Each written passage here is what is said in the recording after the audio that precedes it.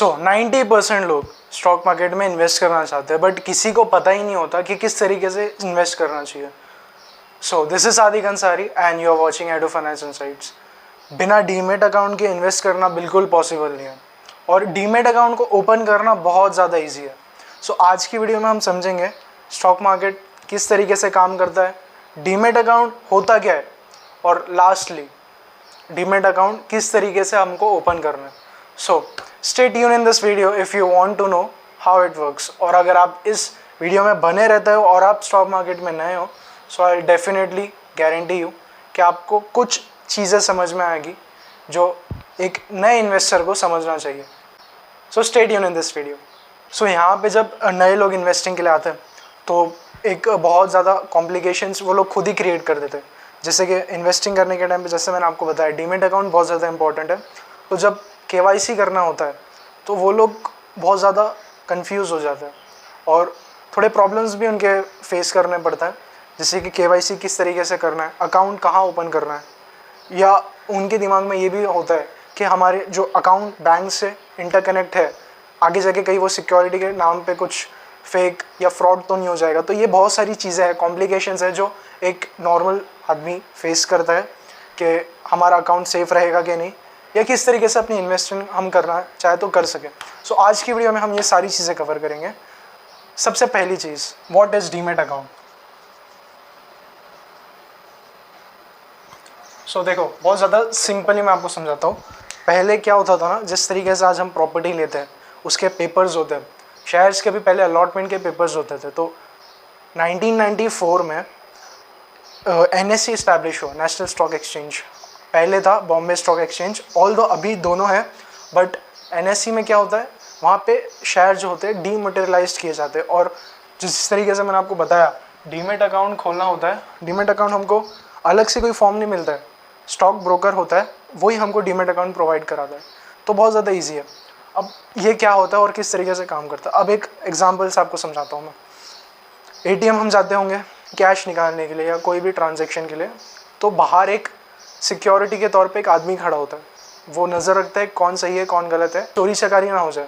सो उसी तरीके से जो डीमेट अकाउंट होता है वो आपका एक बैंक अकाउंट के साथ लिंक्ड हो जाता है। और जैसे कि मैंने बताया था, वो सिक्योरिटी जो बैंक के बाहर खड़े होती है वो होता है हमारा SEBI, security exchange board of India.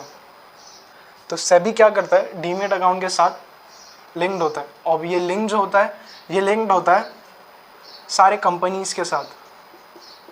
और जब आपको बहुत सारी शेयर्स खरीदने, म्यूचुअल फंड खरीदने, या कोई भी कुछ भी हमको खरीदना है, तो हम जाएंगे सेबी के पास। ये कंपनी सारी लिस्टेड होती है, सेबी रजिस्टर्ड होती है कंपनी सारी। अब ये लिंक्ड होती है।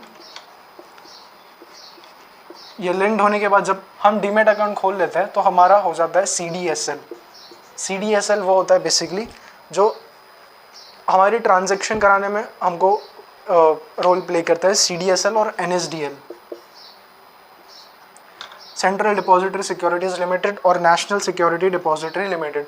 बेसिकली ये क्या करता है, ये जाता है सेबी के पास, और इनकी जो कंपनीज़ हैं, हमको मान लीजिए हमको ये कंपनी में इन्वेस्ट करना है, रिलायंस में, या हमको वरुण बेवरेजेस में इन्वेस्ट करना है,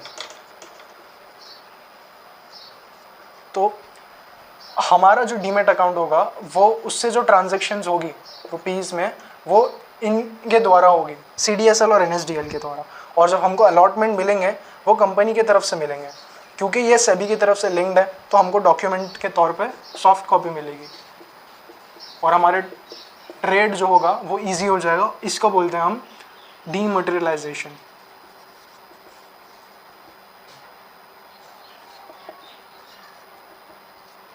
डीमटेरियलाइजेशन पहले, जैसे मैंने आपको बताया, पहले पेपर्स चलते थे, अभी ट्रांजैक्शन बहुत ज़्यादा ईजी हो गई है।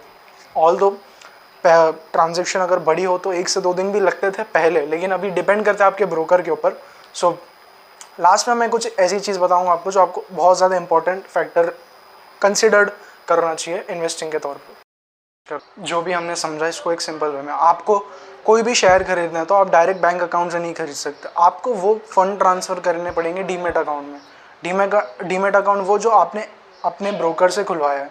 फिर डीमेट अकाउंट में आपके शेयर्स आपको मिलेंगे और वो शेयर्स आपके डीमेट अकाउंट में रहेंगे, ना कि आपके बैंक अकाउंट में। सो बहुत ज़्यादा सिंपल था। होप ये आपको समझ डीमेट अकाउंट किस तरीके से ओपन करना है। सो ये आपको समझ में आया होगा। अब इसके बाद जब ओपन करने की बारी आती है तो डीमेट अकाउंट कोई फॉर्म नहीं है, ये एक आपका ब्रोकर आपको ये फिल करवाता है जो भी डॉक्यूमेंट्स वगैरह होते हैं।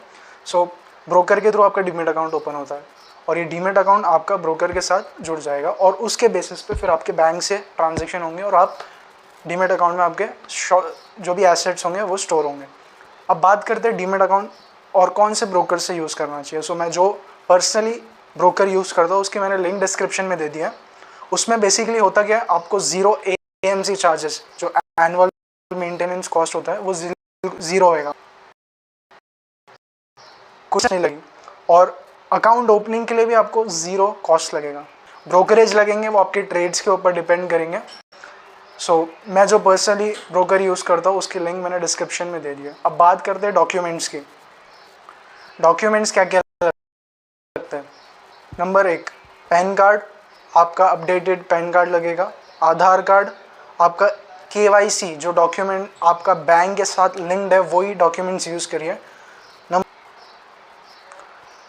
अगर इस चीज़ में कहीं पे भी आप स्टक होते हो तो आप अपना मोबाइल नंबर जो रजिस्टर्ड मोबाइल नंबर है बैंक अकाउंट के साथ उसको आप डालिए। कुछ नहीं कीजिए, वेट कीजिए, आपको कंपनी की तरफ से कॉल आएगा, फिर वो आपके आगे के प्रोसेस को आपको समझा देंगे और आपका अकाउंट ओपन हो जाएगा। अब जब अकाउंट ओपन हो जाएगा तो एक चीज़ ध्यान देना, अगर आप नए हो तो इन्वेस्टिंग के लिए जाना है आपको, ट्रेडिंग के लिए नहीं जाना है।